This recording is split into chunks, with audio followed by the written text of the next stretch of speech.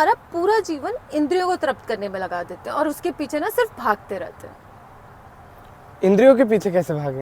मैं ना तुम्हें एग्जाम्पल से समझाती हूँ। एक कछुआ है, कछुआ देखा है?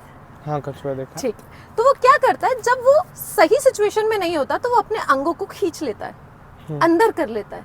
वैसे ही अगर कोई मनुष्य अपनी इंद्रियों को निरंतर में रखेगा, संभाल कर रखेगा, वही इंसान शांति और स्थिरता को पा सकता है। दिस मेक्स सेंस, है ना?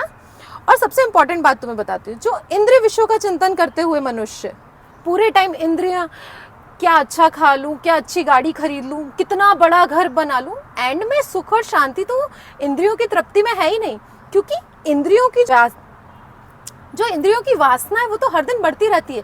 जैसे एग्जांपल, तुम्हें आज ना एक स्कूटी खरीदनी है, जब तुम्हारे पास वो स्कूटी आ जाएगी तो उसके बाद तुम्हें बाइक खरीदनी है, बाइक आ जाएगी तो उसके बाद तुम्हें कार खरीदनी है, और कार आ जाएगी तो उसके बाद तुम्हें और बड़ी कार खरीदनी है। दूसरा एग्जांपल, अगर तुम्हारे पास अभी एक नॉर्मल फोन है आर्यन, कल तुम्हें सेम आईफोन चाहिए होगा, आईफोन आने के बाद तुम्हें आईफोन 17 चाहिए होगा, फिर तुम्हें आईफोन आने के बाद आईफोन की नई सीरीज चाहिए होगी। तो ये जो इंद्रियों की तृप्ति है ना, ये कभी खत्म नहीं होती, और इसी वजह से मनुष्य मोह और क्रोध की तरफ जाता है और अपने आप को भ्रमित कर लेता है। यही बताया जा रहा है गीता के सार में अध्याय 2 में, कि इंद्रिय विषयों का चिंतन करते हुए मनुष्य को उसमें आसक्ति हो जाती है, जिससे हमें काम उत्पन्न होता है, काम से हमें मोह उत्पन्न होता है, और मोह से हमें क्रोध उत्पन्न होता है। मोह से ना हमारी स्मरण शक्ति खत्म हो जाती है और हम भ्रमित हो जाते हैं, और हमारी बुद्धि का नाश हो जाता है, और बुद्धि का नाश होने पर मनुष्य वापस जाके उसी भवसागर में फिक जाता है जहां पर पूरी दुनिया भाग रही है।